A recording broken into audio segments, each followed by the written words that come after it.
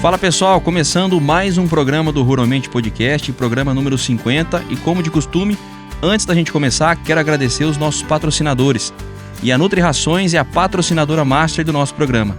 A Nutri tem um recado pra gente. Nutri Rações, há 31 anos apresentando soluções em nutrição animal. Uma empresa especializada na produção de alimentos concentrados para bovinos, equinos, ovinos, suínos e aves. Possui uma linha completa de produtos destinados à pecuária leiteira, garantindo eficiência e economia em todas as fases da produção. Animais em aleitamento, recria, reprodução, pré-parto e lactação. A Nutri também está presente no mercado de insumos agrícolas, comercializando adubos, corretivos, sementes, foliares, produtos biológicos, entre outros. Para melhor servir o produtor rural, possuímos uma equipe de engenheiros agrônomos, zootecnista e apoio comercial. Venha nos fazer uma visita na nossa fábrica, na rua Dr. José Luiz Viana Coutinho, número 281. E venha conhecer a nossa loja na Avenida Joselir de Moura Bastos, número 298. Nutri Rações, desde 1993, oferecendo soluções em nutrição animal. Irrigação Carriel, há mais de 30 anos no mercado agrícola. A Irrigação Carriel é uma empresa especializada em implantação de sistemas de irrigação. A necessidade de otimização dos recursos produtivos com aumento de produtividade e redução de custos leva o produtor à adoção de tecnologias para a viabilidade do agronegócio. Este tem sido o objetivo da Irrigação Carriel: oferecer soluções para o aumento da rentabilidade dos empreendimentos na região sudoeste de São Paulo e leste do Mato Grosso do Sul. Irrigação Carriel, há mais de 30 anos no mercado agrícola. Maré Shopping, o maior e melhor shopping agropecuário do Brasil. A Maré Shopping está com o estoque preparado para poder atender você. Vem comigo que você vai conhecer um pouco da nossa história. A Maré Shopping conta com mais de 25 anos de história, 8 lojas físicas e agora estamos iniciando no mercado digital. Contamos com um espaço exclusivo para gato, uma completa farmácia veterinária com um atendimento exclusivo e cuidadoso para você e para o seu melhor amigo. Vem para o Maré Shopping.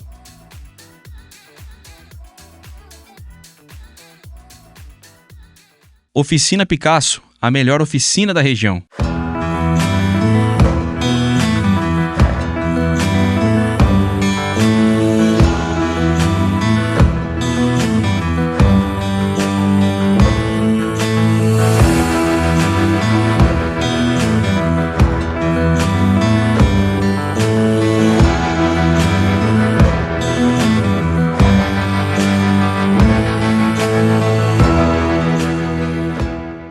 E Rádio Interativa, a rádio que todo mundo ouve. A rádio que está presente em 49 cidades e atinge 1,5 milhão de pessoas diariamente. Rádio Interativa, a rádio que todo mundo ouve. E para falarmos sobre o tema de hoje, mercado e carreira na citricultura, recebo aqui José Nelson Ferreira Júnior. Possui MBA em Gestão de Negócios pela Exalc, é gestor em agronegócios pelo Instituto Federal de São Paulo, atuou no setor de controle logístico de commodities, citros e ração animal na cooperativa Olambra e atualmente atua no setor de compra de citros pela empresa Citrosuco. Meu amigo Zé Nelson, seja bem-vindo ao Ruralmente. Fala, Sidney. Pô, é um prazer enorme estar aqui de novo, né? Eu que já me considero aqui da casa, né? Tomo essa liberdade para falar. Você é Ruralmente, cara. Tamo junto. E é um prazer enorme estar aqui com você, tá tendo essa chance de falar aqui com você e com todo mundo que acompanha, né? E contar um pouquinho aí de conversa pro povo, né? É isso aí, Zé. Bom, mais uma vez, cara, tô muito feliz de te receber aqui. Você é um grande parceiro. Pra quem acompanha o Ruralmente sabe, o Zé tá no começo do Ruralmente aqui, fez história com a gente. E é sempre um prazer te receber aqui. E o pessoal tá mandando mensagem aqui pra você falar sobre Doc Orange, Dr. Laranja. Você vai falar um pouco sobre isso, né, Zé? Vamos falar. O que tiver que falar aí, vamos percorrer. É isso aí. Ô Zé, bom, pra quem já te conhece, vai ter que ouvir a história de novo. Mas o pessoal que tá ouvindo pela primeira vez, conta pra gente sua história de vida e carreira. Como é que foi ser de Avaré, você não é? Jogou bola, virou goleiro agora, como é que... Conta pra gente aí. Ah, legal, cara, poder contar isso aí. Quem já ouviu, quem conhece, vai ser bom ouvir de novo, né? É isso aí. Bom, eu sou natural aqui de Avaré, né? Eu sou nascido aqui na cidade de Avaré, mas já rodei por algumas outras cidades aí, por coisas diferentes, áreas diferentes, né? Eu, na minha infância, adolescência ali, eu joguei futebol, né? Joguei futebol durante alguns anos, então fui fazer peneira em um monte de cidade para fora, né? Joguei para algumas cidades aí do interior de São Paulo. E E aí depois retornei para Avaré, ainda na adolescência, trabalhei por aqui mesmo na cidade, junto com o meu pai, trabalhei também em alguns outros os lugares como Caixa Econômica Federal, fiz estágio lá por um tempo, trabalhei já na Santa Casa aqui de Avaré, e aí tive essa oportunidade de girar por aqui. E aí, depois que eu parei de jogar futebol, né, logo ali na idade de parar, de 20 anos, 21 anos, eu comecei a trabalhar no escritório de contabilidade. Eu era office boy no escritório aqui da cidade. E nesse período foi com 21, acho que com 21 eu comecei a fazer a faculdade, né? Entrei na faculdade. E aí, já vão 10 anos, hein, Cid? Pois 10 é, anos, rapaz, 10 anos já. 10 anos. E aí... Que a gente iniciou, né? Que a Calma gente lá. iniciou, não é que se formou. Também não é assim, né? É isso aí. Mas aí iniciei a faculdade e aí eu trabalhava no escritório de contabilidade. E aí eu trabalhei por uns anos, tive uma primeira passagem ali mais novo, depois voltei. No fim da faculdade eu retornei ao escritório de contabilidade, né? Depois de ter ter tido uma experiência no setor de máquina agrícola. Trabalhei por alguns anos, por um ano na verdade, na antiga Stephanie. Que era Massey, né? Era Massey aqui na cidade. Trabalhei lá e depois eu voltei para esse escritório, onde lá eu finalizei aí a graduação trabalhando lá, dentro do escritório. E aí depois de alguns anos que passaram ali, eu olhei para mim e falei assim, não, eu quero seguir carreira no agro, cara. Eu não me formei aqui no agro pra tá fora, né? Eu não vou perder esse tempo aí, ter estudado à toa, não. Eu quero estar no agro. E aí quando eu tive esse pensamento, eu tive algumas oportunidades de fazer algumas entrevistas na Olambra. Na época, eu queria muito trabalhar na Olambra na época, né? Falei, pô, aqui é uma referência na região, então interessante ir para lá. E aí, depois de algumas tentativas, eu acabei entrando na cooperativa, na Olambra, e fui trabalhar com fruta. Então, eu entrei na parte de faturamento de fruta, né? E parte de logística de carregamento. Então, eu fazia parte de faturamento, conferência de nota, conferência de mercadoria. Então, lá a gente tinha a questão de armazenamento de fruta, né, em câmara fria, expedição, toda essa sistemática. E nessa dinâmica, eu aprendi, foi uma das principais escolas da minha vida aí na minha carreira até aqui. E aí, eu tô aí por 7 meses nessa frente, né, com fruta. E só fazendo um adendo, né? Como diz nosso amigo Vitor, que tá aqui com a gente, nessa época não tinha o morango do amor, desse tema da fruta, não, né? Não, cara. Essa época não tinha essa febre que é o morango do amor. Se tivesse hoje lá, você pensa, né? O produtor tá feliz da vida, né? Com o preço do morango que foi agora, com essa onda aí. Que já não é barato, né? E agora inventaram esse negócio de morango do amor morango aí. Do amor, isso daí inflacionou o mercado de morango aí. Mas nessa época eu trabalhei lá, não era a época do morango do amor, mas a gente tinha algumas vertentes lá, como a temoia, a goiaba, entre outras frutas que a cooperativa, acredito que trabalha ainda também. E aí eu tive 7 meses, né, nesse processo, nesse trabalho, e aí eu tive a oportunidade de receber uma promoção me tornei analista da área de logística, e é onde eu pude abraçar a área que eu estou hoje, atualmente, que é a citricultura. Então eu abracei a área de citros da cooperativa, né? A primeiro contato, fazia emissão de nota para as cargas de laranja que saíam, citros de mesa, que lá a gente chamava, e depois eu pude abraçar a logística de citros para a indústria, né? Que, para quem conhece, tem essa separação. E aí, depois que eu abracei essa área, comecei a me desenvolver algumas dinâmicas nesse trabalho lá, e aí surgiu a oportunidade de abraçar outras áreas na cooperativa. Cooperativa numa expansão violenta, né, nessa época. Criou-se a fábrica de ração em São Manuel, né, unidade de São Manuel, e na onde eu fui ali designado para criar ali e controlar a questão logística de entrega, né, roteirização e tal, e aí onde eu fui desenvolvendo algumas ferramentas, alguns sistemas ali para conseguir fazer esse trabalho. Aí eu acabei abraçando outras áreas, né, fazendo um giro entre os departamentos, como fertilizantes, soja, milho, né, trigo, entre outras frentes ali da cooperativa. E aí eu fiquei lá na cooperativa até 2024. Uhum. né? Entrei em 2021. Foi em 2021. Entrei em 2021 e fiquei até 2024. Né? Quando em 2024 eu recebi um convite para sair daqui do meu berço, né? Uhum. Que é aqui em Avaré, e ir para a cidade de Uberlândia, Minas Gerais, que é atualmente onde eu moro. E aí eu recebi esse convite, né? E fiquei muito feliz e aí acabou dando certo. E atualmente é onde eu estou, na Citrosuco, né? Recebi esse convite da Citrosuco e fui atuar lá na área de compra de matéria-prima, né? Que a gente chama compra de laranja. E atualmente é onde eu estou. Agora aí o meu MBA em gestão de negócio, direcionando a minha carreira. Então essa é resumidamente aí a minha história de carreira. É isso aí, Zé. A gente vai falar um pouco mais sobre a sua carreira, né? Como é que foi o dia a dia, como é que é o dia a dia, né, do Sim. comprador de citros, né? Mas antes, seria legal a gente fazer um exercício de raciocínio aqui, do campus ao campo. Quais foram os desafios que você enfrentou? Porque nem tudo, né, é moleza, né? Bom, você, né, fez a faculdade, né? Você viu lá o agro de uma maneira geral, só que daí você foi para o mercado de trabalho, né? O que o senhor observou assim que você iniciou a sua carreira? Isso daí é uma pergunta que é muito importante, assim, né? Uhum. Principalmente a quem sai da faculdade. Eu lembro que o Arejaci, professor Arejaci, hein? Ele falou pra mim uma vez assim, Um abraço pro mestre. Um abraço pra você, mestre, ó. Ele me disse o seguinte, não esqueço até hoje.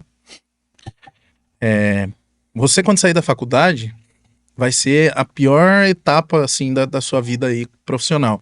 Porque você vai sair da faculdade e você vai ver que você não sabe nada, né? Então você tem aquela certa depressão. Você olha e fala assim, meu Deus, tudo parece que eu estudei tudo e parece que eu não sei nada. Você dá de cara com o mercado e o mercado ele é totalmente diferente, né, daquilo que você imagina quando você está na graduação. Só fazendo um comentário, aproveitando, né? Uhum. Até tive no Instituto Federal esse tempo atrás aí com egressos, né? Com ex-alunos, né? E eu falei mais ou menos sobre isso, né? Que quando você sai formado, você sai com uma caixa de quebra-cabeça. O que você aprendeu tá tudo ali. No decorrer do tempo, você precisa ir juntando as peças. Então, você sai com esse quebra-cabeça e aí você olha dentro dessa caixa, você vê o tanto de peça que tem, você fala assim, meu Deus do céu. E aqueles de Como que eu vou 10 mil peças, viu? Não é aquele... Não, cheio de detalhe, né? Isso aí. Foto aérea de a gente cidade. brinca assim, né? Mas com o tempo, né? Você tem que ir montando, né? E esse quebra-cabeça, a gente traduz isso como a maturidade, a paciência e por aí vai, né? Exatamente. Então, depois que eu saí da faculdade, eu comecei a fazer essas análises, né? Então já começou cedo, desde quando eu estava ali no escritório, que eu começava a olhar para frente e falar assim, pô, eu quero seguir uma carreira no agro. Mas o que eu preciso, cara? O que eu preciso fazer? Eu não sei o que eu preciso fazer, né? O que eu preciso fazer? Quem eu preciso conhecer? O que eu preciso, né? E aí você começa a olhar para a faculdade e tentar buscar algumas coisas que você viveu na graduação para que você tente fazer isso.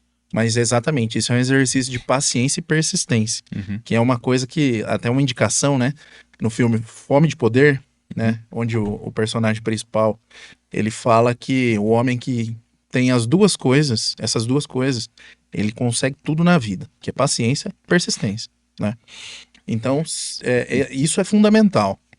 E aí eu comecei a enxergar que na graduação você aprende ferramentas ali que elas vão te nortear para onde você deve ir. O que eu quero dizer com isso?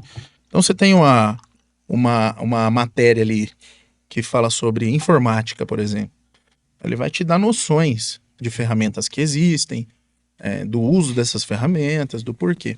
Quando você chega no mercado de trabalho, você se depara com... Porque assim, no mercado de trabalho, ele é um lugar que ele te oferece problemas. Então, o dia todo você tá ali para resolver problemas. E aí você começa a ligar. Você faz o caminho oposto. Porque na faculdade, você olha as ferramentas e quais os problemas que ela pode resolver. No mercado de trabalho é diferente. Você se depara com um problema e aí você precisa pensar que ferramenta que eu posso utilizar, que sistemática, que dinâmica que eu posso utilizar para resolver esse problema. É verdade. Então você passa a fazer um caminho oposto. Então esse caminho oposto, ele é muito mais desafiador, né? Muito mais. Porque daí você precisa, dentro de um raciocínio, dentro de um mínimo de experiência que você precisa ir adquirindo ali, né? Você precisa raciocinar e fazer uma construção, né? Um raciocínio de como resolver os problemas que são pertinentes ao seu cargo, ao seu dia a dia. Então eu acho que isso é a principal diferença. E aí essa sistemática, essa dinâmica, ela faz com que você adquire experiência. E aí você vai adquirindo experiência mediante esses desafios e essas soluções, elas vão proporcionando para você a noção de resolver outros problemas à frente que vão surgindo. E assim você vai sucessivamente, né? É um processo de construção que acontece. Então acho que essa é a principal diferença do campus para o mercado de trabalho, né? É Ao isso aí. campo. E é um desafio mesmo, né? Mas assim, quem tá te dando oportunidade, né, para esse novo profissional tem que ter a paciência, né, para dar o tempo para esse profissional se desenvolver, né? E para esse profissional que está se inserindo no mercado, tem até uma frase do Marco Fava Neves que diz o seguinte: é começar pequeno, pensar grande e crescer rápido. Sim, né? Exato. Então você começa pequeno, mas já pensando, né, em ser grande, mas tem que crescer rápido, tem que se especializar, tem que correr atrás, tem que estudar. E eu não estou falando só para curso superior, não, né? A pessoa que está num cargo de curso superior, para qualquer cargo, né? Se você assumiu aquilo lá, procura se especializar, procura ser o melhor naquilo que você se propõe a fazer. Exatamente. Né, Zé? Eu acho que quem te dá a oportunidade, quem você disse, tem que ter a paciência. Mas você tem que ter um entendimento também de duas coisas, aliás. Lógico, você tem que ter um entendimento que você precisa acelerar naquilo que você está fazendo. Você precisa se desenvolver o mais rápido possível. Só que cada um tem aquele seu perfil, né? Cada um tem a sua velocidade de aprendizagem, cada um tem a facilidade com algo e a dificuldade com outras coisas. E aí você precisa, nesse momento, focar naquilo que você é bom. Né? O que você faz bem? Você vai começando a descobrir isso. Geralmente você sai da faculdade, você começa a trabalhar, você não sabe o que você é bom. Você começa a desenvolver isso conforme as coisas vão acontecendo. Então você tem que tá muito atento aos detalhes para você ter essa percepção de identificar aquilo que você é bom e investir nisso, né? E aí você consegue você começa a se desenvolver numa velocidade maior e aí você começa a aproveitar oportunidades que surgem, né? Aquele cavalo selado, né? Você tem que estar preparado para pegar e montar no cavalo selado, né? Porque as oportunidades passam muito rápido. E aí, posterior a isso, você começa a melhorar aqueles pontos, né? Que são de pontos de melhoria na sua carreira. Então, acho que é necessário ter esse entendimento, que cada um tem a sua velocidade de aprendizagem, mas é preciso ser rápido, né? E nem sempre pressa é velocidade, né? Então, a gente precisa ter esse equilíbrio. E isso é o mais difícil, né? Existe um pensamento que a carreira ela começa na faculdade, vamos dizer assim, né? Seja num curso técnico, numa faculdade, enfim. Mas para aquele aluno que está se formando, né? Que conselho que você dá? Com base no que você viveu, né? Que conselho que você dá para esse aluno que está se preparando? O que você destaca? Quais competências ele tem que desenvolver? Como é que ele se posiciona no mercado? O que você destaca? Eu acho que para a gente colocar questões muito técnicas, né? De carreira, é muito difícil. Porque assim, você vai sair da faculdade, aí que você vai ter uma ampla visão de mercado. Tem gente que já está na faculdade e já sai direcionado, né? Mas a grande massa, a grande maioria, não acontece isso, né? Então, assim, questões técnicas, aspectos técnicos de conhecimento, você vai adquirindo com o tempo. E aí você vai ganhando o teu direcionamento, como foi comigo. Eu saí da faculdade, eu nem imaginava que eu ia mexer com laranja, né? Eu saí da faculdade e aí as coisas foram se direcionando e hoje eu tô na agricultura, então aí eu tenho que desenvolver essas questões técnicas. Mas eu acho que você precisa desenvolver a questão comportamental. Comportamental, como que eu posso dizer?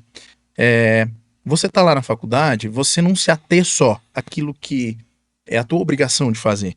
Então, eu preciso tirar um 7 para passar a matéria, né? Para não pegar aí uma recuperação, para não precisar bombar na matéria e tal. Então vou fazer isso só e beleza, e já me formei. Porque isso daí faz de você um profissional medíocre, né? E no mercado, profissional medíocre, você pode até chegar até certo ponto. Vamos dizer aqui, enganando a si mesmo, né? Você pode até chegar até certo ponto, mas a hora que precisar realmente mostrar quem você aí o bicho vai pegar. Né? O mercado não aceita profissional medíocre. Então, a ideia que eu tenho, assim, o conselho que eu daria para quem está hoje na graduação é se envolver o máximo que puder dentro das suas limitações de tempo, de disponibilidade, mas se envolver dentro de projetos, se posicionar frente a questões que a faculdade oferecer, né? Tem muita faculdade que oferece empresa júnior, esse tipo de coisa. Se você puder ter um envolvimento com o máximo de coisas que acontece na faculdade, isso vai te abrir portas, né? Isso vai fazer você conhecer empresas, conhecer pessoas do setor. Então você passa a ter uma quantidade de oportunidades assim maior do que as pessoas que vão lá só para estudar, né?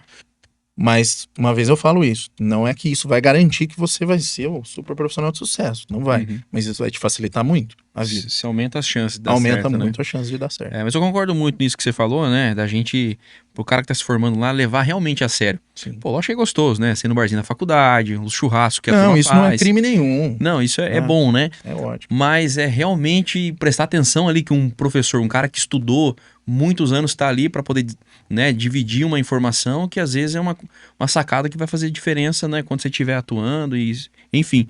Mas é isso, é realmente levar a sério. É curtir, mas levar a sério, Mas né? levar a sério tem que... Existe hora pra tudo, né? A hora de você se divertir, de repente você mata uma aula lá numa sexta-feira, pô, não vai fazer diferença aqui, eu vou lá no barzinho. Tudo bem, não tem problema. Mas tem que estar consciente que dentro da tua obrigação, e não é obrigação com a faculdade, de você tirar a nota, né? É obrigação com você mesmo, né? De naquela matéria você conseguir desempenhar o máximo que você puder. Às vezes o máximo não é o 10, né? Às vezes o máximo ali é o 7, mas fazer o máximo. Você tá consciente daquele tranquilo. Então acho que é por esse lado aí. É isso aí, Zé. E você falou aí sobre uma indicação de filme, né? De livro também, né? Que é Fome de Poder. Fome de Poder. Eu queria até mandar um abraço pro meu amigo que é futuro prefeito de Duartina, Ah, Paulinho Diogo. Ele que me indicou esse livro aqui, Fome de Poder. Fome de Poder. Obrigado, meu amigo Paulinho. Tamo junto e a gente espera você aqui, viu? E eu tava sinceramente pensando em mudar meu documento pra Duartina só pra votar nele. É isso aí. Um abraço, meu amigo Paulinho. Tamo junto. Ô Zé, fala pra gente. Como que é a sua atuação como comprador de citros? Como que é o dia a dia? Cara, o dia a dia de quem faz esse tipo de trabalho, ele é... Você vê que na citricultura, né, só para contextualizar, a citricultura, para muitos, pelo menos para mim, antes de eu estar envolvido nisso, era uma coisa meio misteriosa. Não se vê muito falar, né, citricultura, como se vê falar nas culturas nobres, né? Eu falo que citricultura é uma cultura nobre, né, mas as que fazem melhor o marketing, como soja, como milho, né? Se vê muito falar disso, mas não se vê muito falar de citricultura fora do setor. Quem não tá na citricultura, ouve pouco. E era um mistério para mim. E aí quando eu comecei a atuar como comprador, eu pude contemplar esse mundo aí. E é fantástico, cara, é excepcional. E o dia a dia, cara, é um dia a dia extremamente dinâmico. Eu falo que é uma profissão que você não tem rotina. Não tem rotina. Porque cada dia você tá em um lugar, cada dia você tá vendo uma situação, cada dia você vê um desafio diferente, né? Então, assim, um comprador hoje, pelo próprio nome, ele tem a sua função de comprar laranja, né? É a principal função dele, como comprador. Mas um comprador hoje, ele atua de diversas maneiras diferentes. Então, um comprador, ele é responsável, por exemplo, por fazer uma estimativa de pomar de produção. Ele precisa fazer esse trabalho de estimativa. O comprador, ele precisa fazer um acompanhamento de colheita, saber identificar, né, naquela colheita. Pô, será que o pessoal está colhendo certo? Será que a fruta que era para ser colhida agora, nesse momento, ela está sendo colhida a fruta correta? Ou será que eles estão colhendo uma fruta que tem mais 60, 90 dias para frente ainda, né, de maturação? Ou será que o momento que o mercado está exigindo, porque às vezes o mercado está exigindo uma qualidade maior, né? Então será que a fruta que está sendo colhida ela vai chegar lá na ponta com essa qualidade, né? Então você tem que ter essa visão, esse cuidado em observar esses detalhes. Uma coisa que é muito importante também hoje, que é assim, define ali as situações de mercado, que é a questão de produtos químicos, né? Hoje existe uma lista, né, que a gente chama de lista PIC, né, que é a lista da Protecitrus, que é uma lista que contém os produtos que são registrados para o uso na laranja. Então, é papel do comprador também olhar para isso e falar assim, será que o produtor ele está usando os produtos que são corretos, né, para aplicação? Porque pode chegar lá no mercado final e dar um problema, porque é um alimento, né? Então você imagina chegar lá no final e uma criança que vai consumir um suco, ter um residual de um produto químico que né, pode fazer mal para a saúde. Então, o comprador também tem uma parcela de responsabilidade nisso. Ele precisa olhar para isso. E como é que funciona isso, né? Traduz aí, né, no dia a dia. Você tá ali, você tá fazendo... Porque esse trabalho que você faz não é só realmente uma compra, né? Ah, vou lá, comprei os citros do produtor e fui embora. Não é isso, né? Legal você destacar isso. Tem todo um trabalho envolvido, estimativa, né? O cuidado, você precisa garantir que o que você está ali comprando é o que você vai entregar um produto de qualidade, né? Para a indústria, consequentemente pro consumidor final, né? Mas como que é essa identificação que você falou aí da lista PIC, né? Como é que você tá ali na propriedade e você faz essa vistoria se o cara tá aplicando esse produto que pode, que não pode? Como que é isso? Então, as empresas, né, que são do setor, elas fazem análise do produto que vai para a indústria, né, para virar suco. Então, existe um acompanhamento que é feito junto com o produtor sobre essa prática, sobre essa utilização de produtos. Assim, que é uma assessoria, um aconselhamento que você dá para ele ali, né? Exatamente. Então você tá sempre ali lembrando, né, o que pode e o que não pode, né? Eu não gosto de, eu gosto de destacar e eu não gosto de dizer, aliás, eu costumo dizer e gosto de afirmar isso, que não é uma auditoria, que eu fico em cima dele. Se você usar produto errado, você vai preso. Entendi. Né? Então, não é por esse lado. É mais no sentido de uma orientação, né? Porque assim, que nem eu falei, esse produto dele, que ele tá colhendo aquela laranja ali, que ele tá produzindo, que ele passou 10, 11 meses essa laranja no pé se desenvolvendo, ela vai virar um alimento que vai chegar lá na ponta para uma criança tomar. Então, esse produto ele tem que respeitar as diretrizes de segurança alimentar, né? Segurança alimentar, segurança do alimento, aliás. Então, assim, ele tem que entender essa dinâmica lá da ponta. Então, o papel do comprador é chegar e transmitir isso para ele, de uma forma que seja compreensível, entendível. E o produtor, ele tem essa preocupação, né? Então, assim, não é um trabalho que a gente tem que ficar o tempo todo lá, pô, você usou, não usa. Você não sofre a resistência do produtor, né? Não. Vocês estão numa São sintonia. São raros. Os produtores de citricultura, a citricultura em si, ela é uma cultura que ela preserva muito, né? É a cultura que, dentre as outras, é a que mais preserva. Então, assim, frente a essa preservação de meio ambiente, o produtor é muito preocupado também com a utilização desses produtos, né, que são permitidos. É lógico que dentro de um desafio de controle de doenças, né, e pragas, ele faz toda uma gestão, né, uma rotação de produtos, um calendário de aplicação. Então o produtor ele procura respeitar muito isso, porque ele também sabe que isso aí impacta na vida dele, né? Seja na rentabilidade, não é? Seja na saúde do pomar. Então a gente não tem uma certa resistência. Mas as indústrias, as fábricas, né? As empresas que compram, o mercado ele faz análise desse produto. Então, mediante essas análises, a gente faz esse acompanhamento com ele. Você aplicou tal produto, então ele tem 15 dias de carência, então passou 10, vamos esperar mais 5, a gente entra nesse talhão para colher, né? E aí a gente faz toda essa dinâmica depois de ter comprado, né? Então faz todo esse acompanhamento.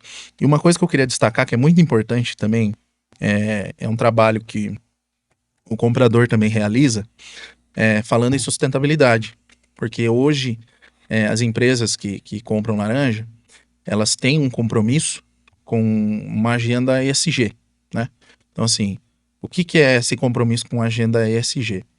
Ele é um compromisso de ter uma fruta certificada, uma fruta ali que oferece segurança para as pessoas, não só na questão ambiental, mas também na questão trabalhista, né? Que aquela propriedade que produz aquela laranja que você está comprando o suco, ela não tem trabalho escravo, né? Os funcionários, eles têm condições de trabalho humanizadas, né? Muitas fazendas, muitas empresas, a gente chama de fazendas, mas são empresas.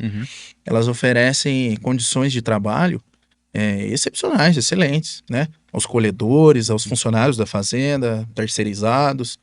Então, a questão de certificação dessa fruta, né, dessa fazenda, ela é muito importante e é um papel que o comprador desenvolve no dia a dia com o produtor. Mostrando para ele a importância de ter esses cuidados. Muitas vezes o produtor não por, vamos dizer assim, por maldade, né? Às vezes por falta de informação, alguns produtores, eles têm algum problema, às vezes, que pode dar algum problema trabalhista para ele. Então, a gente como comprador, nós temos que ter uma visão em cima disso também e falar para ele, pô, ó, tem uma condição aqui que de repente vale a pena você dar uma olhada nisso aqui e ajustar, porque pode te complicar lá no final. Aí às vezes ele fala, pô, eu não sabia disso, cara, não sabia, vamos corrigir.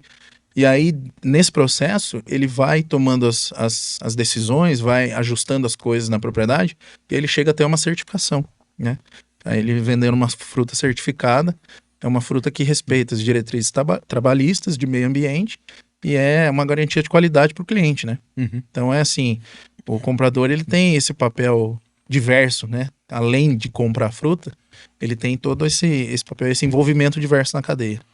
Legal, bacana. Então, além desse relacionamento, né, com esse relacionamento com o produtor, além da negociação, né, existe também um trabalho de uma assessoria, uma consultoria. Sim, aí, né? A gente acaba virando um consultor do produtor ali.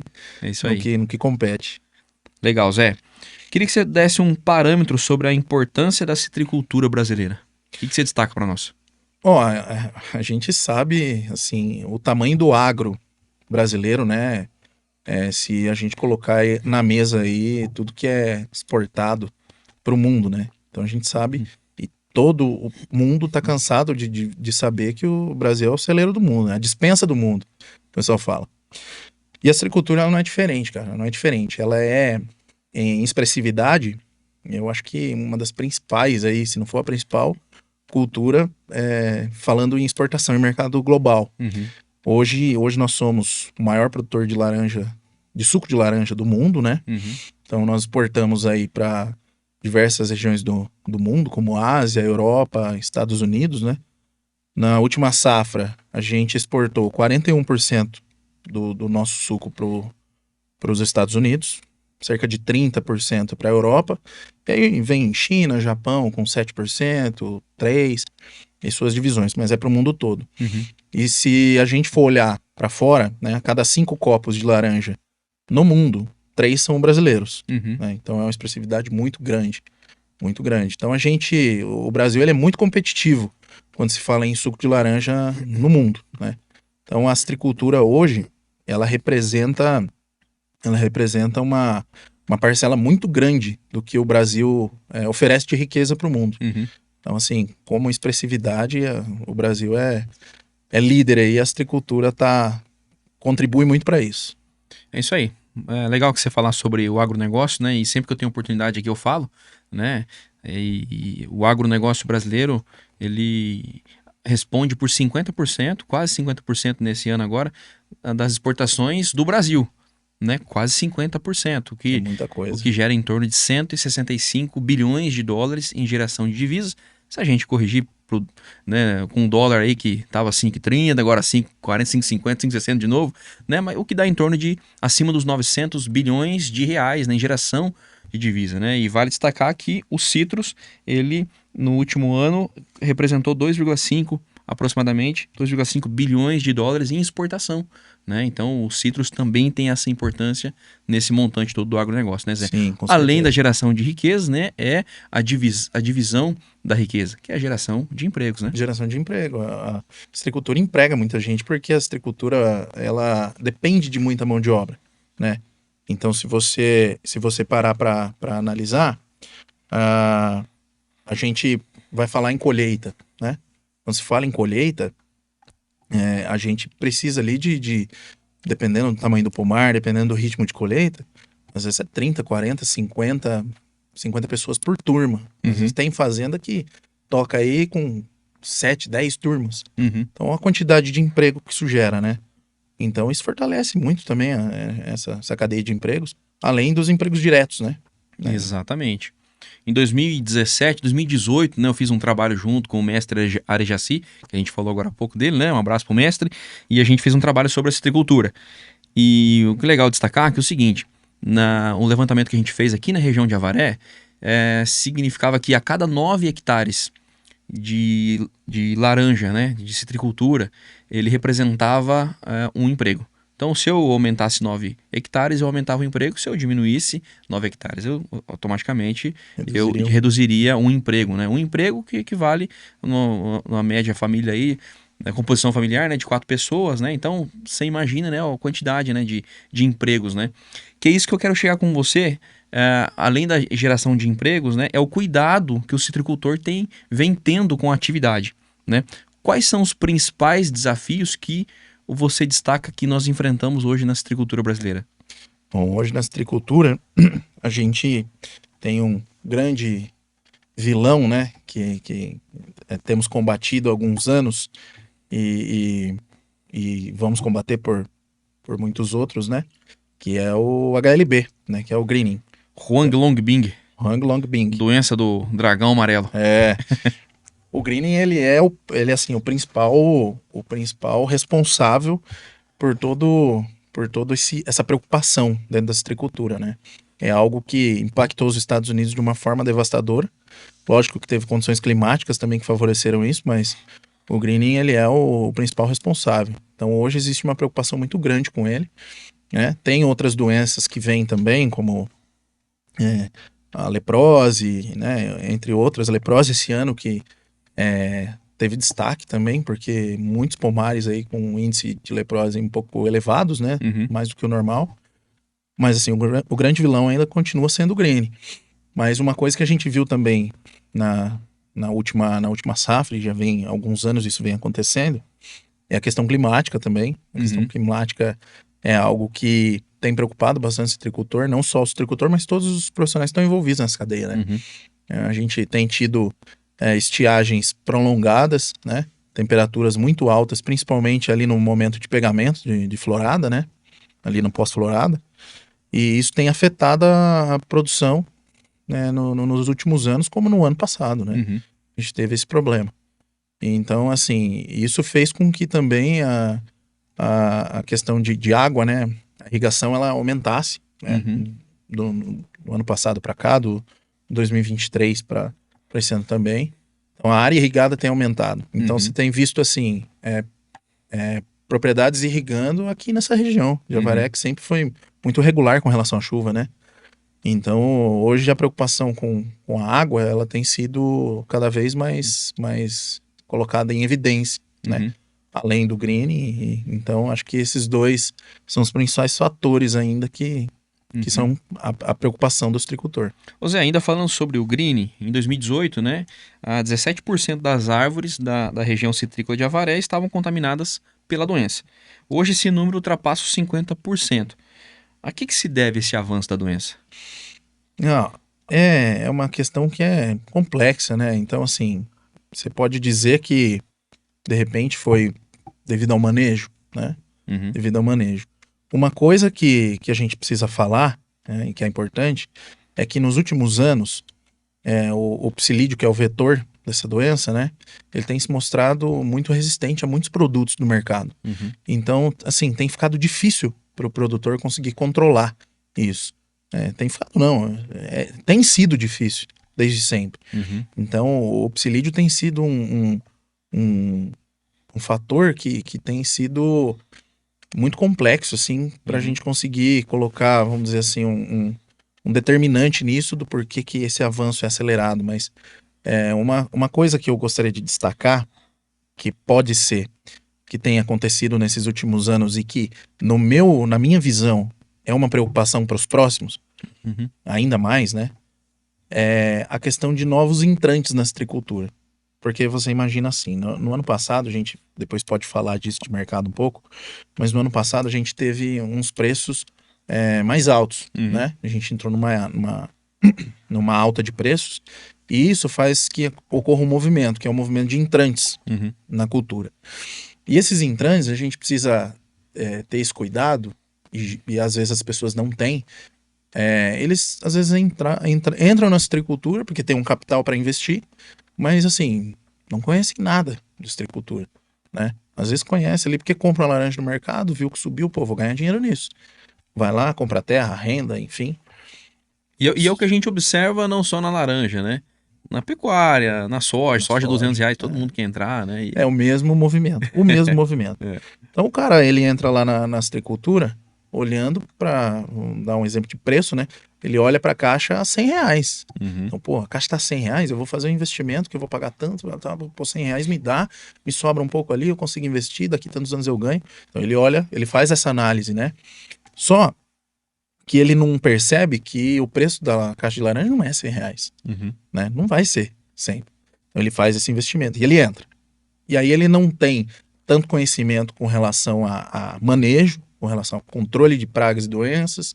Ele não tem esse conhecimento. Então ele vai adquirindo ali, só que daí ele começa a enxergar o quê?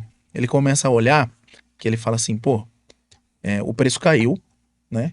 Então assim, quem produz, vamos dar uma produtividade, quem produz 500 caixas por hectare, com a laranja R$ 100, paga o custo, sobra dinheiro e investe. Uhum.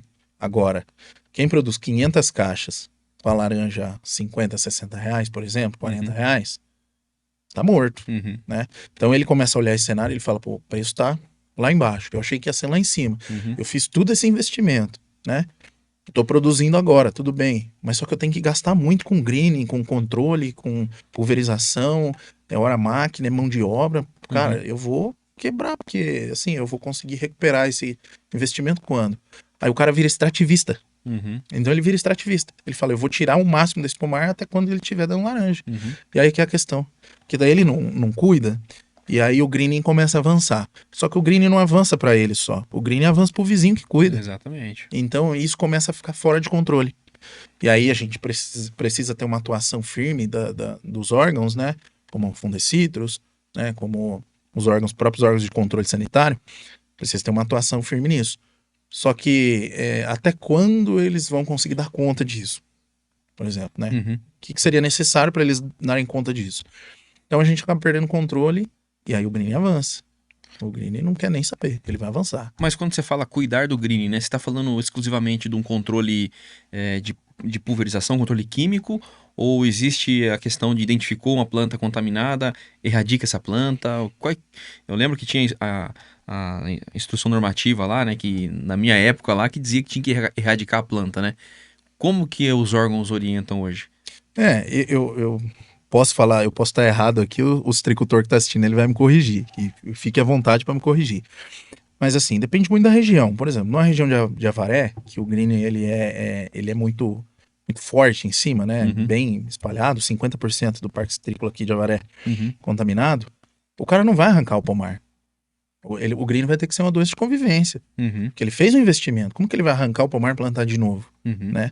Então vai ter que ser uma doença de convivência. Então ele vai ter que fazer pulverizações regulares, ele vai ter que optar por alguma solução no mercado que ofereça pelo menos um conforto maior com a convivência com o greening. Uhum. Então ele vai ter essa questão. Então a gente fala de controle, de cuidado com greening, focado em pulverização, em manejo. Agora, na região que hoje eu tô, né? O cara, ele encontra 1, 2 plantas com greening na fazenda, Uhum. ele vai ficar cuidando? Uhum. Ele vai arrancar o pé, ele vai erradicar o pé. Uhum. Então ele erradica o pé, controlou. O resto do pomar dele tá tranquilo, sadio, Uhum. sem problema com greening, sem nada. Ele conseguiu fazer o controle. Mas aí você vê a diferença. Vai de região para região, vai de nível de contaminação, né? Para mais baixo ou para mais alto. Então isso vai variar bastante. Legal. Ô Zé, sobre a última safra, queria que você desse um parâmetro pra gente.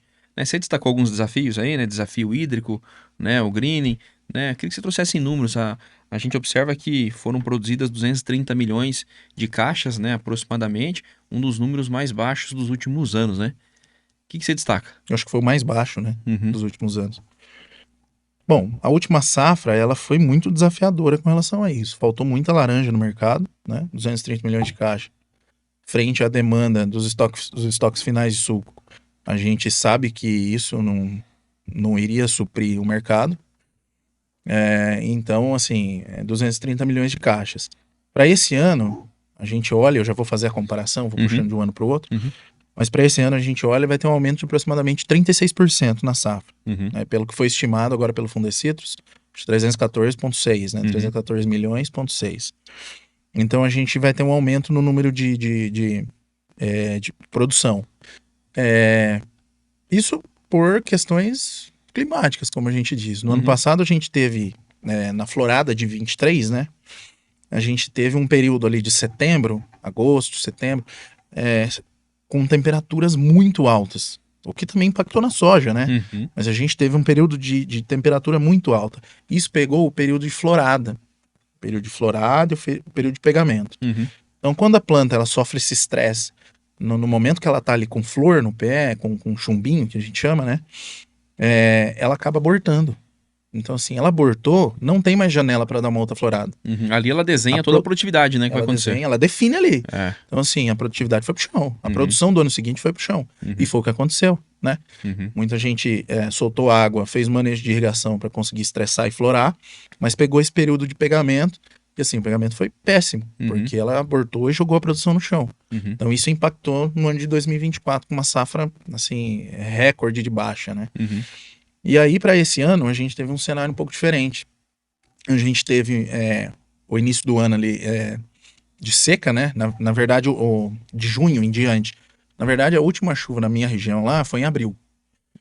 Parou de chover em abril, voltou a chover em outubro. Deu uma chuva ou outra no período, mas assim, voltou a chover de fato em outubro. Então, nesse período, foi um sofrimento muito grande para quem era sequeiro, por exemplo. Uhum. Né? Quem era sequeiro já tinha perdido uma florada importante, e a laranja que ficou no pé não tinha água.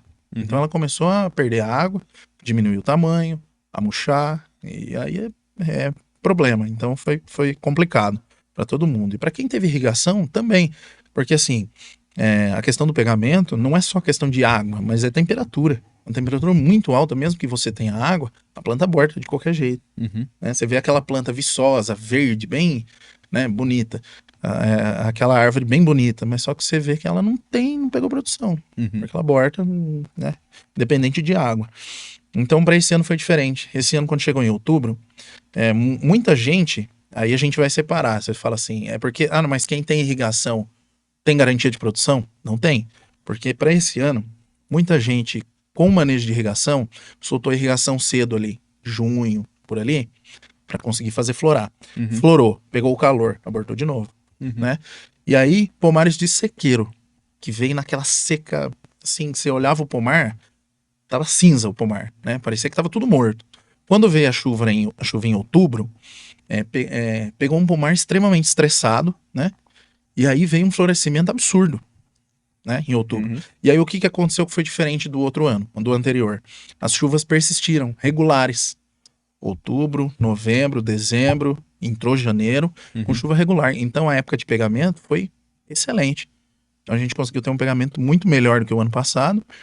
E esse ano, aí se deve a isso, esse aumento na produção, para 314,6, que é a estimativa inicial do Fundecitrus.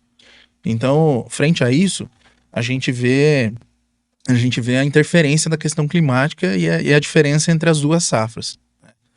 Foi mais devido a isso. Legal, então o setor está otimista para esse próximo ciclo. O setor está otimista com relação à produção, né? Com relação à produção. Agora, quando a gente olha para o mercado, o ano passado ele foi um ano de umas questões assim, faltou laranja no mercado, então a demanda estava alta, o preço estourou, subiu.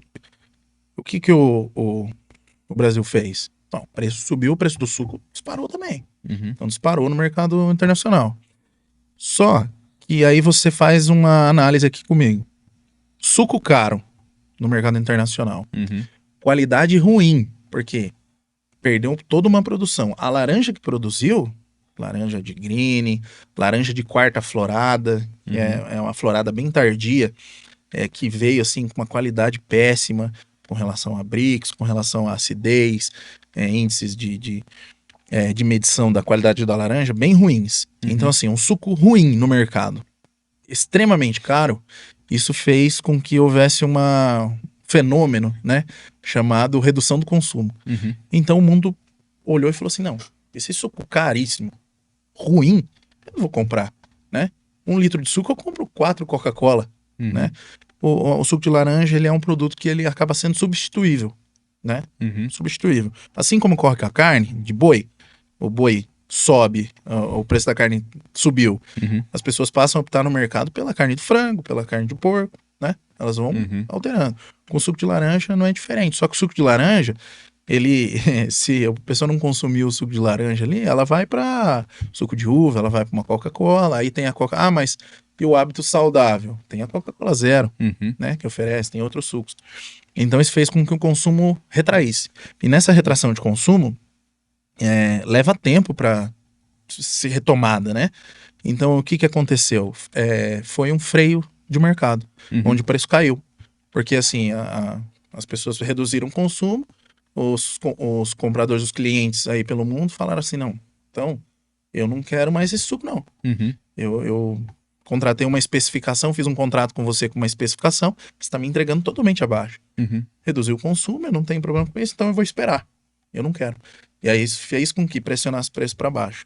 Então assim, no início do ano a gente já viu uma queda de preço absurda e a tendência desse ano foi para que isso continuasse num preço razoavelmente baixo, e assim, muito mais baixo com relação ao ano passado, metade. E aí, é por isso que eu falo, quando a gente olha para a produção, a gente está otimista, que vai ser uma produção maior. Agora, quando a gente olha para o mercado, a gente está cauteloso, né? Não é nem pessimista, mas a gente está cauteloso. Então, eu acho que o produtor ele precisa ter um pouco de atenção com relação a isso. Legal, só para esclarecer, você falou sobre o BRICS aí, você não tá falando daquele grupo que tá querendo formar uma nova moeda mundial aí não, né? A nova ordem mundial, não. Não. O BRICS é a medição de sólidos solúveis, né, no produto. Então, vamos dizer assim, vamos traduzir para termos mais gerais, é o açúcar. É o açúcar da fruta, né, o BRICS. Isso aí. Isso nos remete às aulas da professora Adria. Professora Adria, a Marcela Pavan. Né? Isso aí. Ô Zé, você falou sobre produtividade, a gente vai fazer uma pequena pausa, porque aí Solo tem um recado pra gente. Você sabia que o sucesso da sua produção começa no solo? O solo é a base de tudo e cuidar bem dele é essencial para garantir uma colheita abundante e lucrativa. Um manejo eficiente e inteligente é a base para colheitas de sucesso. Com as técnicas certas, você pode maximizar o potencial do seu solo e obter resultados incríveis. A E-Solo traz soluções que transformam desafios em oportunidades. Com nossa consultoria personalizada, você pode monitorar e melhorar a saúde do seu solo, garantindo um futuro mais próspero para a sua produção. Chega de contar com a sorte. A agricultura moderna não pode depender apenas do acaso. Resultados incríveis vêm da estratégia certa. Planejamento e tecnologia são essenciais para o sucesso. Com a E-Solo, você tem acesso a dados precisos, mapas de fertilidade detalhados, informações em tempo real e soluções personalizadas para a realidade da sua propriedade. Transforme sua produção com eficiência e inovação.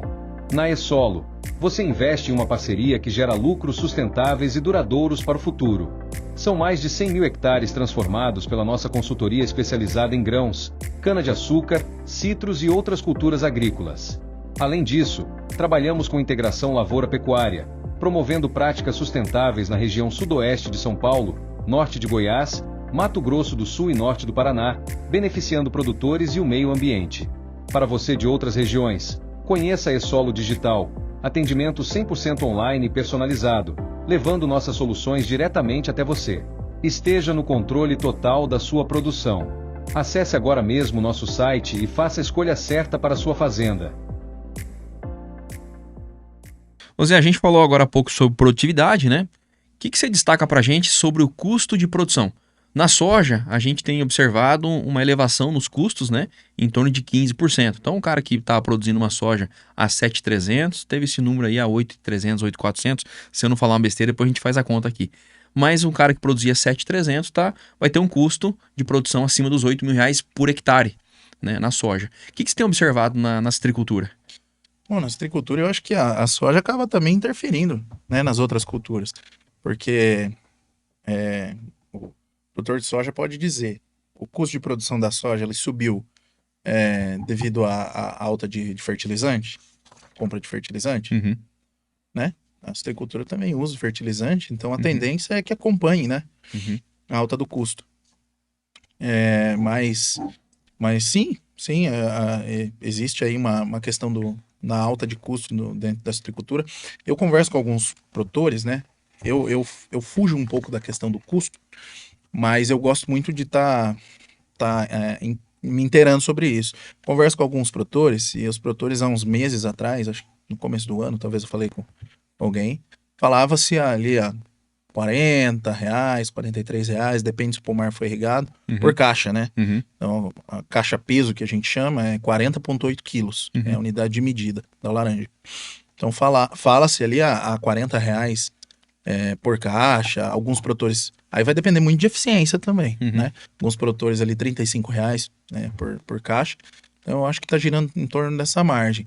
Mas agora, com relação a fertilizante, né? Com alta de fertilizante, com certeza vai refletir isso na citricultura. Vai refletir. E aí, e uma coisa que acontece, que eu costumo falar, brincando com os produtores, né? Pô, você deu risada lá quando você ganhou R$120 por caixa, né? Pô, R$120 por caixa não é bom para ninguém. Não é bom para ninguém. Porque daí o colhedor, ele olha lá, o empreiteiro, né? Pô, R$120 por caixa. Essa colheita aqui dá pra sair mais cara, né? Então ele vai querer subir o preço um pouco também. O ano passado foi muito difícil porque foi um ano irregular na questão de florada e pegamento. Você olhava uma planta de pera-rio, por exemplo, uma variedade, tinha 3, 4 tipos de fruta, né? Tinha uma fruta que estava pronta para ser colhida, tinha uma desse tamanho e tinha uma bolinha desse tamanho aqui que ia ser colhida mesmo para frente. Então você imagina o custo de colheita disso. O cara tem que selecionar, depois volta a colher de novo, depois volta a colher de novo. Então assim, é complicado, produtor. Então a tendência de alta de custos do último ano para cá é de alta, de subir, né? E o que o mercado está assinalando, né? O valor de venda? Venda o spot e venda futura, o mercado está se desenhando para qual valor? Você falou em um custo de produção médio de R$35, R$40, né? Depende de cada propriedade. E o valor de venda, como é que tá? Então, o valor de venda agora, já desde o início do ano, é um período de muita incerteza no mercado, muita incerteza. Então, assim, a gente olha para o início do ano e a gente vê um viés de baixa, né? Devido à retração de consumo. Então, o que isso faz? Faz com que as empresas elas estejam mais cautelosas com relação a preço. Então, ninguém vai para o mercado, né? Ninguém vai para o mercado, assim, para comprar suco desesperadamente. Com essa redução de consumo, faz com que os clientes fora do país eles estejam confortáveis, né? A questão, vamos esperar essa definição de como que vai ser, o consumo aumenta, não aumenta, a gente vai trabalhando o preço. Então, assim, eu particularmente, eu não acredito que daqui para o fim do ano a gente tenha uma disparada de preço, como foi no ano passado. Eu não acredito nisso. Então, assim, é um ano para a gente ter cautela e trabalhar ali com preços estabilizados. Então, é o ano do produtor ter eficiência no manejo. O ano para ele ter eficiência no manejo e ter, assim, pé no chão. Assim como na pecuária de corte e na produção de soja, o produtor ele consegue fazer o hedge, né? Fazer ali a trava dos valores de venda. O produtor de laranja, ele tem essa ferramenta financeira a favor dele? Ele consegue utilizar o hedge? Como é que funciona? Bom, o produtor de laranja, ele não vende na bolsa, né? Então, ele não tem essa ferramenta do produtor, do pecuarista, por exemplo. Pode trabalhar ali junto com o frigorífico, embora o suco de laranja seja negociado na bolsa. Mas assim, o produtor, ele tem algumas modalidades de contrato frente às indústrias. Né? Porque só para explicar melhor, ser breve, mas a gente tem duas modalidades de venda. A gente tem a venda para mesa e a gente tem a venda para indústria. A venda de mesa, o produtor fica ali à mercê dos mercadistas, né? Os grandes centros aí que tem os Ceasas, as empresas que compram laranja para revender no mercado, como o Pão de Açúcar, Carrefour, enfim. Então ali, o cara vai trabalhar com o preço que está no mercado, de acordo com oferta e demanda, vai ter uma oscilação. Aí você vai colher uma fruta que está com uma cor de casca bonita, ele vai falar que quer verde. Você vai colher a verde, ele quer a cor de casca. Então ele vai brigar pelo preço, ele vai dar umas desculpas, então fica nessa oscilação. A indústria, ela oferece opções de contrato. Então, por exemplo, a gente tem o spot, né? Spot, como nas outras culturas, é o preço do dia, o preço de portão, né? Onde o produtor, ele tem ali ele faz ali uma espécie de contrato simples, no qual ele vende ali para a indústria a produção dele. Então, assim, eu tenho 10 mil caixas na minha produção e eu quero vender spot. Ele vai ter o preço do dia, né? E aí ele vai vendendo. Se ele falar assim, a indústria eu não quero mais mandar, chega. Ele não tem compromisso de volume. Ele pode parar, ele não manda mais, Se a indústria virar para ele e falar assim, ô fulano, eu já tô aqui e tal, eu recebi um tanto, eu não quero mais receber. Ambas partes ficam livres para ter esse posicionamento. E aí a gente tem um outro tipo de contrato, que é o contrato em caixas fixas. Então, o contrato em caixas fixas, você tem um pomar que você vai produzir 50 mil caixas. E aí você vira para mim e fala assim, eu quero te vender, mas eu não vou te vender 50 mil, porque eu quero especular no mercado. Então, eu vou te vender 10 mil. Quanto que você me paga? Aí vai ter uma variação de preço, aí vai de empresa para empresa, né? Sua política de preço. E aí ela vai pagar o valor para você, mas você tem um compromisso de entregar 10 mil caixas, né? E eu tenho um compromisso de receber essas 10 mil caixas. Então a gente está acordado nesse volume fixo. E existe o contrato estimado. Então eu tenho uma fazenda, só que aí você tem uma fazenda, você fala para mim, ó, eu não quero mexer com o mercado, eu quero ficar na tranquilidade, eu quero saber que eu vou receber e saber que eu vou entregar. Você faz um contrato estimado. Então eu, como comprador, vou até a sua propriedade, estimo a sua produção, falo, ó, você tem lá 50 mil plantas e de acordo com a estimativa que eu fiz, você vai produzir 80 mil caixas, né? Variação para mais ou para menos, a gente vai acompanhando, e aí eu faço um acompanhamento durante toda a safra. Então eu vou lá e falo assim, ó, teve queda por leprose. Então, ó, eu estimo que você perdeu aqui umas 5 mil caixas de leprose no chão. Então eu vou ali, vou descontando. Ou eu falo, pô, esse talhão produziu mais do que a gente achava. Então a gente vai ali ajustando o percurso, né? Para menos ou para mais. E aí você fecha a propriedade inteira comigo. Você vende 100% da tua produção. Então ó, a propriedade é tua, mas a laranja não é mais. A laranja já passa a ser do comprador, de quem comprou. Isso é o contrato estimado. Então, assim, o que a gente pode falar como semelhança com o RED? Eu faço o contrato com você, e aí você fala assim pra mim, não, ó, eu tô com uma incerteza, eu acho que o ano que vem o negócio vai derrocar, eu vou vender 10 mil caixas pra você esse ano e eu vou vender mais 10 mil no ano que vem. Quanto você me paga? Aí vai dar negociação. Então eu te pago tanto esse ano e te pago tanto lá travado no ano que vem, né? E aí, beleza. Você fica seguro que você tem a sua laranja negociada. Ô Zé, ainda falando sobre mercado, contextualiza pra gente o tarifaço imposto pelo governo norte-americano e como que isso quase até esse momento quase impactou ali a citricultura, né? Como é que foi? O tarifaço foi uma medida aí que o governo norte-americano ele impôs sobre as exportações brasileiras, né? Uma tarifa de 50%. A gente já tinha uma tarifa de 10%, que acho que era de abril, se eu não me engano, no suco de laranja. Então ele ia adicionar 50%. Né? Isso ia dar quase, nos preços atuais, mais $2.000 por tonelada de suco. É isso aí, só contextualizando também, por exemplo, na pecuária, né, que a gente está falando sobre a carne, né, a carne bovina, a carne bovina já era tarifada em 34%, né, e agora ele acrescentou mais 40%, foi para 74%. Então não são só os 50%, né, que se fala por aí. Hoje a carne bovina está tarifada em 74%. E os Estados Unidos compra 10% da nossa carne, né, que é exportada, enfim. Mas isso aí só para contextualizar também. Então assim, isso impacta. Então você imagina um setor que exporta 41% da produção para os Estados Unidos, tem uma tarifa aí de 60% somada, né? Torna inviável a exportação para os Estados Unidos. Né? Então assim, isso a gente ficou... todo o setor ficou muito apreensivo nos últimos dias, últimas semanas. Enquanto não anunciou que o suco de laranja ia ficar fora dessa lista de tarifas, né? Os produtores, assim, estavam muito apreensivos, a indústria estava apreensiva, todo mundo do mercado estava apreensivo. Que até então só a jabuticaba tinha se salvado, né? Só a jabuticaba. e o cacau parece que ia também, né? Não sei se foi, mas... e aí quando veio essa notícia de que o suco de laranja estava isento, né?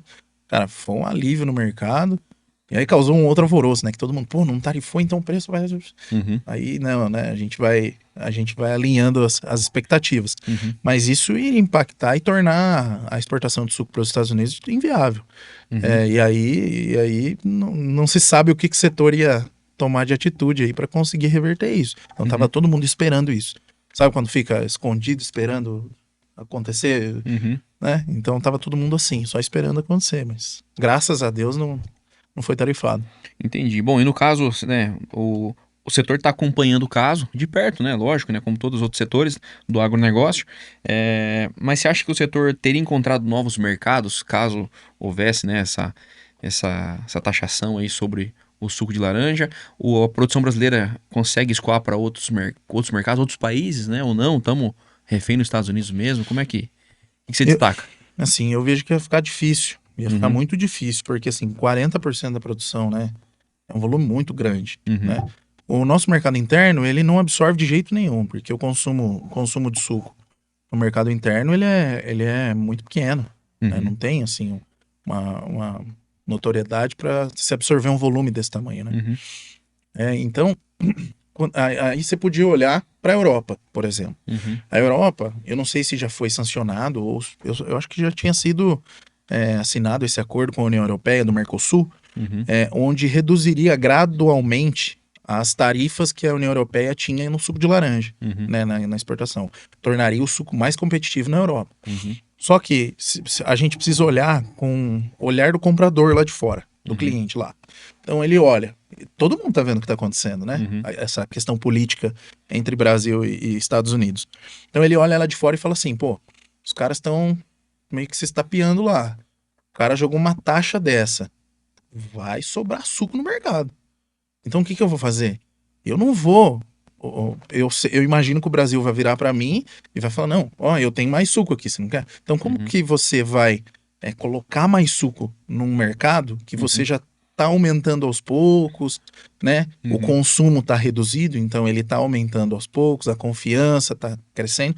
Como que você vai virar com 40% a mais de suco e falar: ó, paga para mim tanto? Uhum. O que o mercado europeu poderia fazer, né? Uhum. Olhar pra gente e falar: não, eu vou esperar. Vocês definiriam o que vai acontecer. Uhum. Se de fato essa tarifa acontecer, se de fato as coisas se agravarem, o que eu faço? Eu falar, eu compro de você uma parte desse suco aí, mas aí eu quero um preço X. Uhum. E aí a pressão no preço ia ser muito maior. Uhum. Então, assim, era uma coisa que podia impactar muito. Então, eu não vejo a curto, médio prazo, Uhum. eu não vejo, assim, que se teria uma saída muito, assim, efetiva para isso. Uhum. Talvez a longo prazo, sei lá, colocar suco nos Estados Unidos pelo México, né? O México é isento de tarifa pelo acordo que eles têm Estados Unidos, México e Canadá. Colocar um suco isento através do México, né? Talvez seria uma opção, tentar desenvolver mais o mercado chinês, o mercado asiático. Mas, assim, isso ia ser uma questão de longo prazo, uma questão de diálogo, de muita Uhum. diplomacia com os outros governos. Só que todo mundo estava olhando para isso. Então, Uhum. assim, eu imagino que todo mundo ia esperar. Falar assim, não, Uhum. tira o pé, não precisa comprar desesperado. Uhum. Deixa as coisas acontecerem, talvez a gente consiga comprar mais barato. Uhum. Então, assim, era um negócio meio assustador, assim, Uhum. nessa primeira análise. Uhum. E depende como que você avalia, né? O fato dos Estados Unidos ser o maior comprador do nosso suco, né? Sim. Até então é um risco. Pô, e aí, os caras vão taxar nosso principal comprador, né?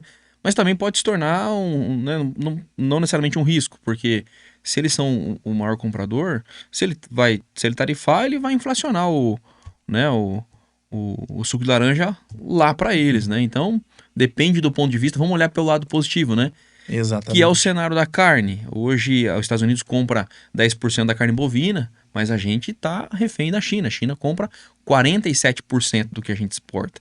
Então, né, depende desse cenário. Hoje é os Estados Unidos, amanhã pode ser a China que pode estar taxando a gente e aí mexe com todo o mercado, né? Então, você olha para isso, você acabou de enxergar.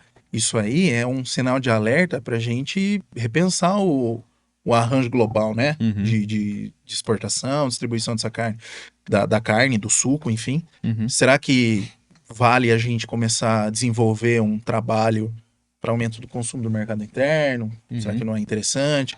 Será que não é interessante a gente tentar desenvolver outros mercados? Porque, assim, hoje o Brasil é o maior produtor e, assim, hegemonia total. Uhum. Mas a gente tem hoje o México numa ascensão muito grande, o Egito numa produção de laranja, inclusive o Brasil importa laranja do Egito. Uhum. Então a gente tem China, a gente tem Índia. Então, assim, os países eles enxergaram esse gap e eles estão correndo atrás. Então, isso é uma oportunidade para o Brasil olhar e falar assim, não, eu preciso me estabelecer e eu preciso aproveitar que eu sou quem manda nesse mercado. né? Com relação à oferta. Uhum. E aí tentar usar isso. Isso é uma moeda que pode ser usada com os Estados Unidos, numa negociação com os Estados Unidos, né? Depende com o governo americano. Então isso pode trazer oportunidades, né? E agora, depende do ponto de vista. É isso aí. Ô Zé, voltando a falar sobre carreira, né? A gente tá quase chegando no final do nosso bate-papo aqui. Queria que você destacasse pra gente quais são as oportunidades de carreira na citricultura. O profissional ali que, né, tá se formando, o cara que quer entrar na citricultura, quais são as oportunidades que ele encontra? Bom, ele pode encontrar oportunidades dentro de toda a cadeia da citricultura, né? Uhum. Desde do campo, né? Até a ponta, né? Que é o cara lá, o cliente final. Então, assim, vou dar exemplos para ficar mais claro, né? Por exemplo, ele pode se formar e procurar programas de desenvolvimento de líderes, por exemplo. Tem empresas que proporcionam isso. Ele pode ali seguir uma carreira para se tornar um supervisor de uma fazenda, né? Dentro produtora de citros.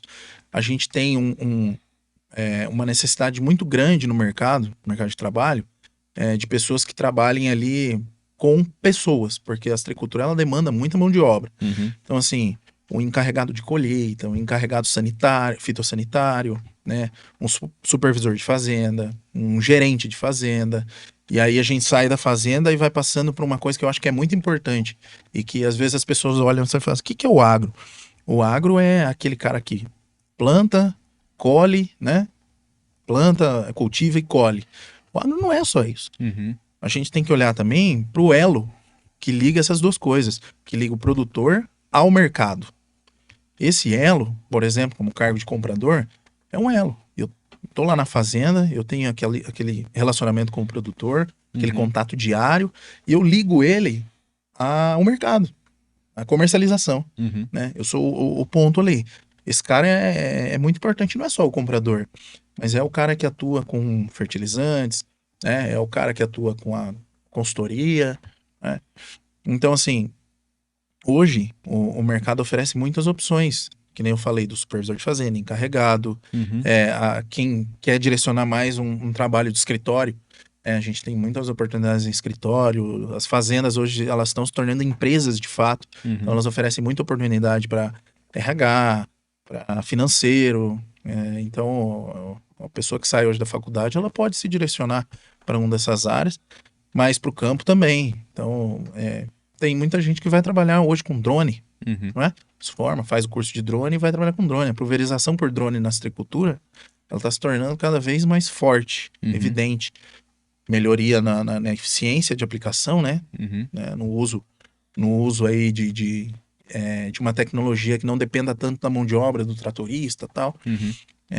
Talvez isso, eu não sei, vai de produtor para produtor, melhore a eficiência com relação a custo e com relação a realmente eficiência na aplicação, né, no manejo. A gente pode destacar também quem trabalha na indústria, né? As indústrias, elas têm os empregos diretos, são as pessoas que trabalham lá na fábrica, na qualidade, na moagem, no carregamento. A gente tem os empregos indiretos, né, também. A gente tem os terceirizados dentro da fábrica. Na época de safra, contrata muita gente. Safrista, né? De repente é uma porta de entrada. Você entra como safrista 1 ano, você se destacou, a empresa te contrata como efetivo.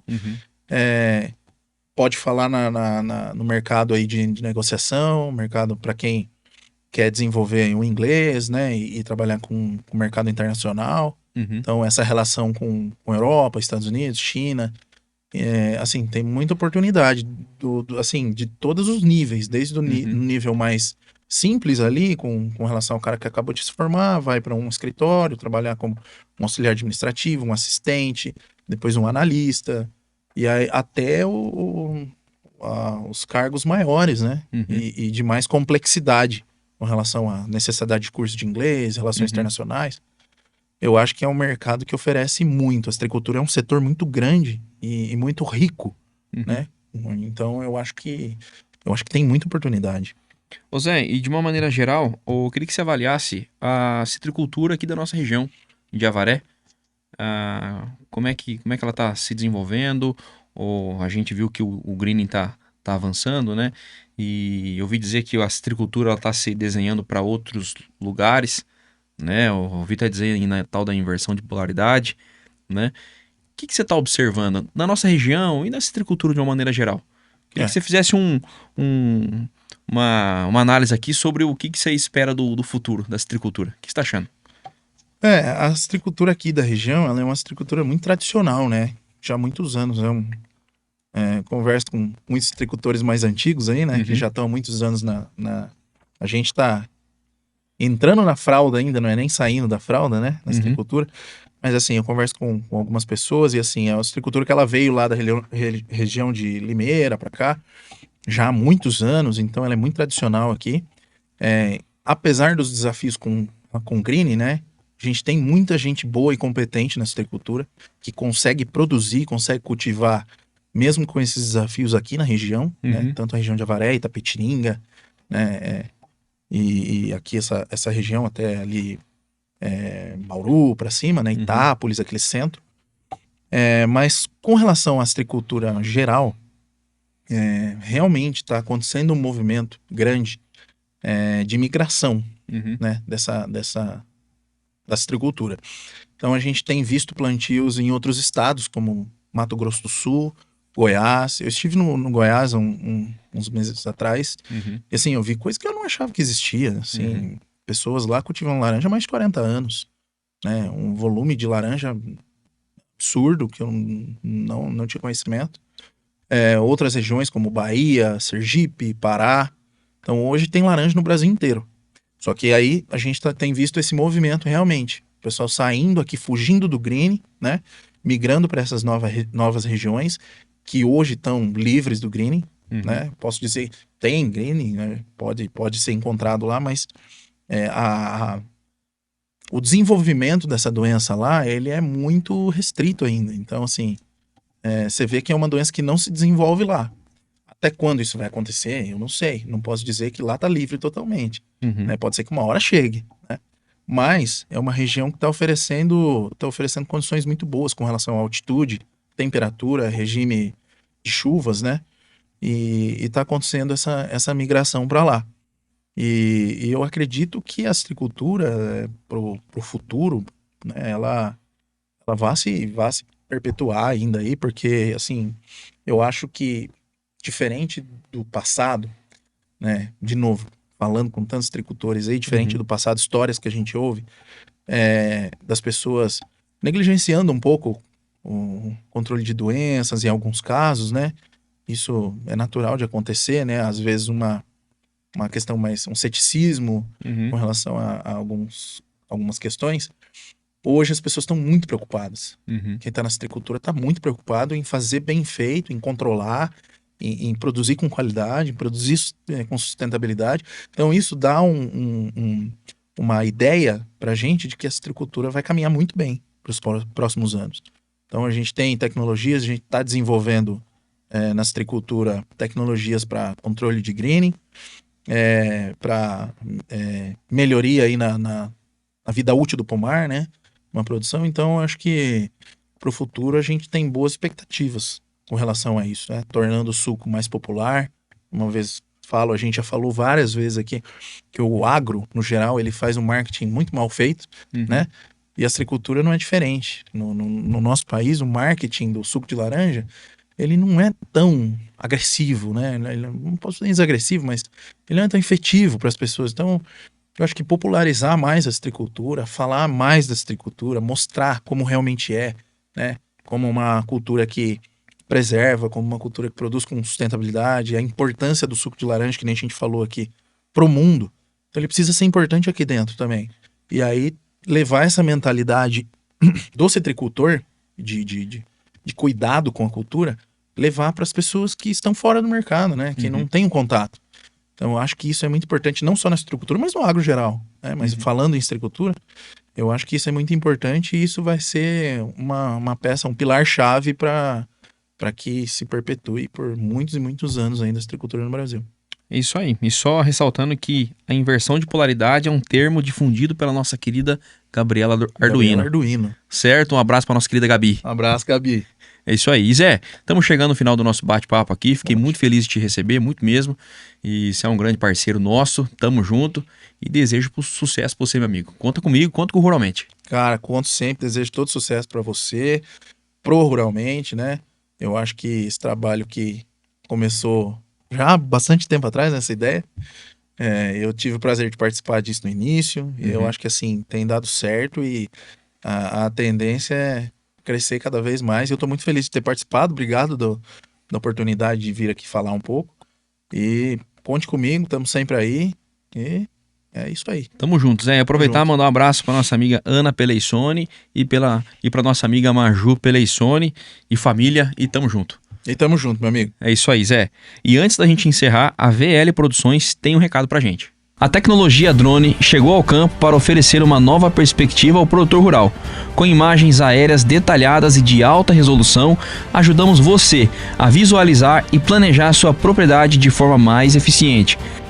Visualize terrenos, cercas, estradas e construções com mais precisão. Imagens estratégicas para a tomada de decisões na sua propriedade. Garanta imagens aéreas profissionais para otimizar sua produção e gestão rural. Entre em contato e leve inovação para o seu campo.